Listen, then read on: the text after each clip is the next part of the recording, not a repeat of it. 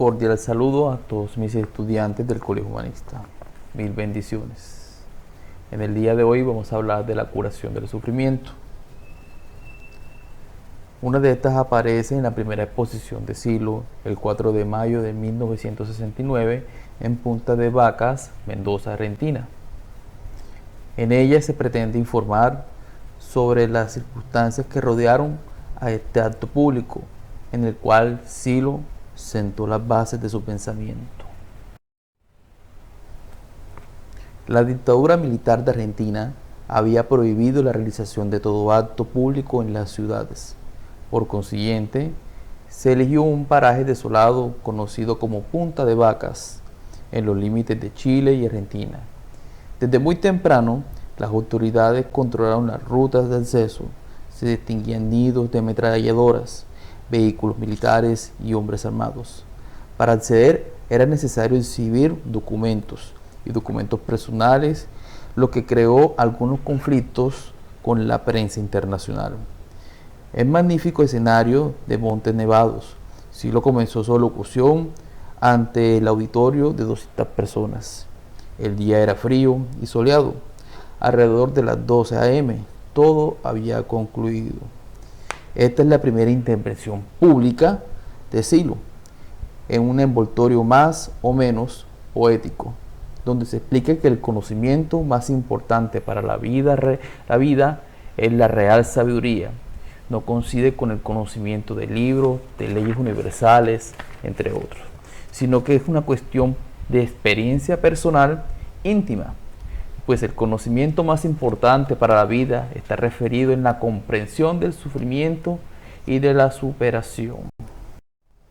Pues a continuación, él va a poner unas tesis muy simples en varias partes.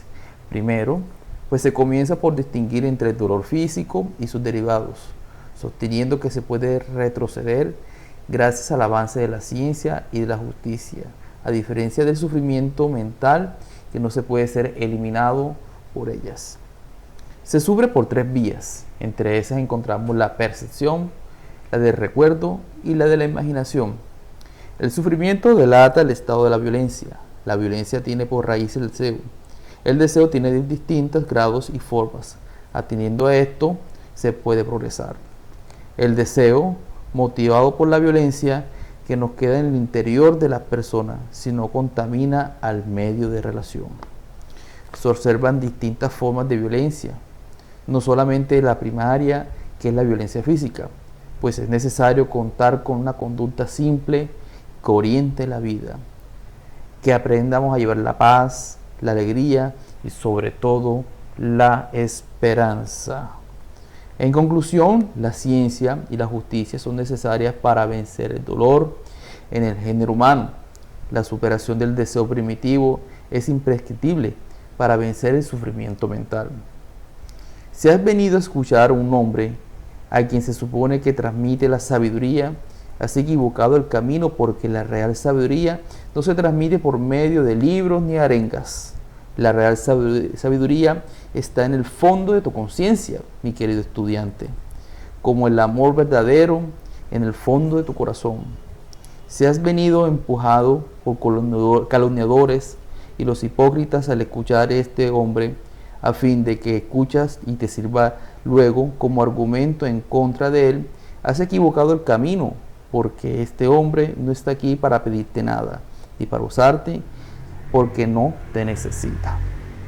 Escuchas a un hombre desconocedor de las leyes que rigen el universo, desconocedor de las leyes de la historia, ignorante de las relaciones a que rigen los pueblos. Este hombre se dirige a tu conciencia a mucha distancia de las ciudades, en la que enfermas ambiciones.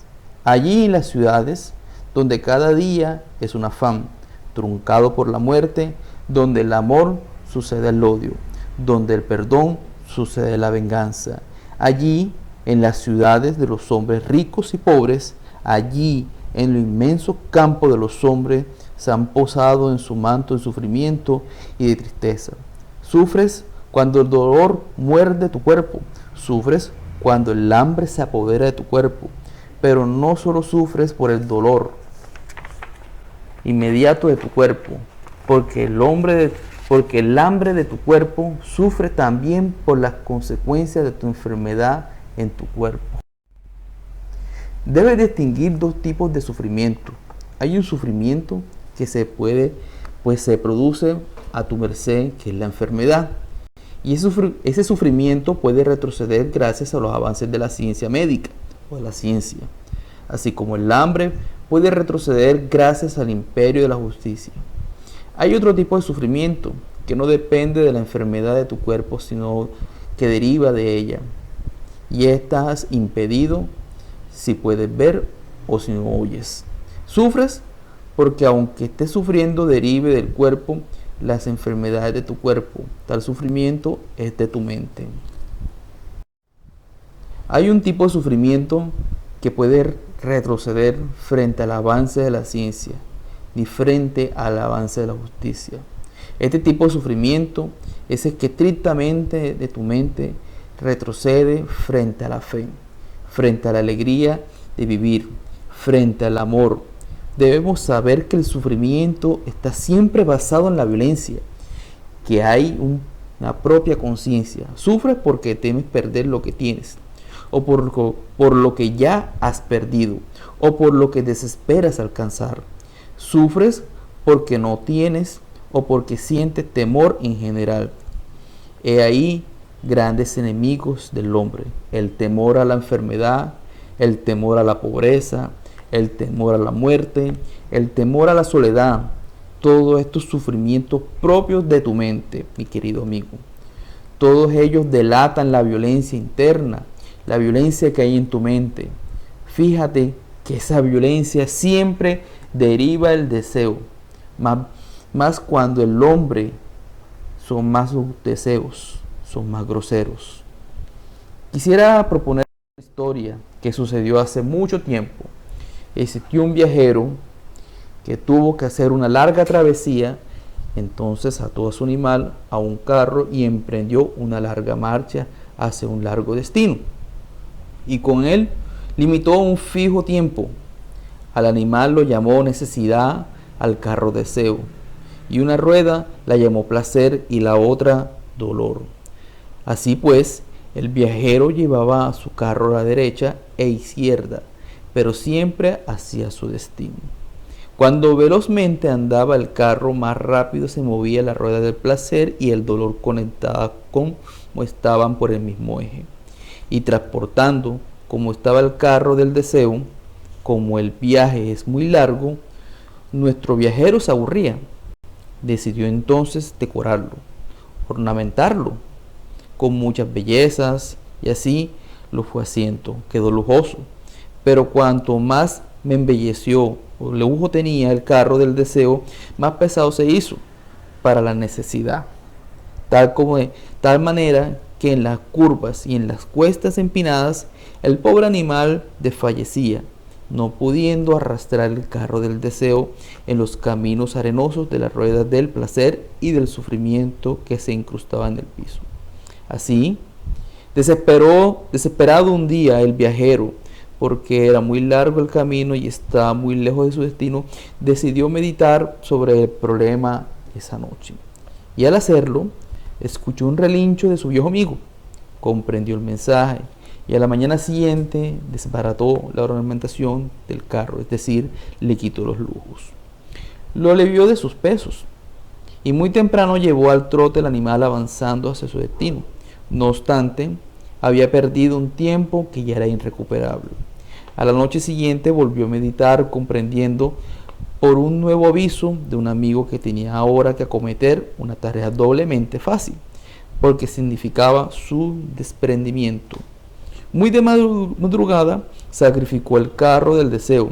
Es cierto que al hacerlo perdió la rueda del placer, pero con ella perdió también el sufrimiento.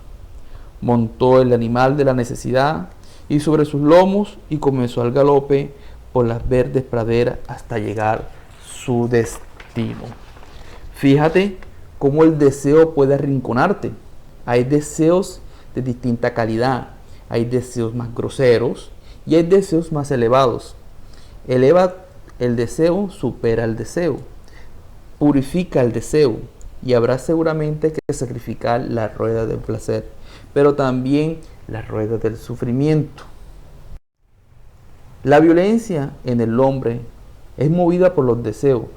No queda solamente como enfermedad en su conciencia, sino que actúa en un mundo en que otros hombres han ejercitado su resto contra la demás gente.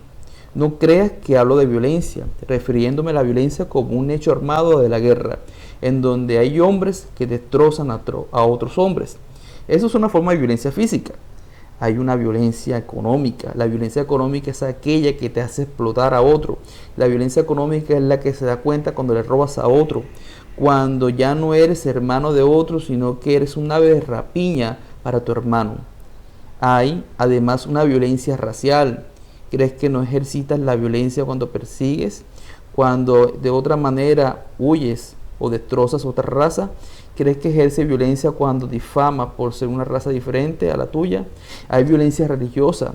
¿Que crees que la que ejercita, que tu religión es la verdadera? La violencia, cuando no das tu trabajo, cierra las puertas, te despides a alguien por no ser de la misma religión, de tu mismo credo, que no es igual a ti, no es de tu familia.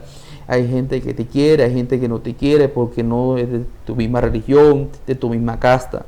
Eso es una forma de violencia, una moral filistea, que quiere imponer la vida de otro. Tú debes imponer tu vocación, entre otras. Entonces, lo que te rodea por la fe interna a la meditación interna, no hay falsas puertas para acabar con la violencia. En este mundo está por estallar, no hay forma de acabar con la violencia. No busques falsas puertas. No hay política que pueda solucionar este afán de violencia enloquecido. No hay partido ni movimiento en el planeta que pueda acabar con la violencia. No hay falsa salida para la violencia en el mundo. Me dicen que hay jóvenes en distintas latitudes buscando falsas puertas para salir de la violencia y el sufrimiento interno. Busca la droga como solución, no busques falsas puertas para acabar con la violencia. No es el camino, ni la droga, ni la violencia. Hermano mío, cumple con tus mandatos simples en estas piedras de nieve. Así dice Silo para ustedes. Entonces, esta es la clase de hoy. Espero que les haya gustado. Mil bendiciones. Muchas gracias por este mensaje que Silo les tiene para ustedes.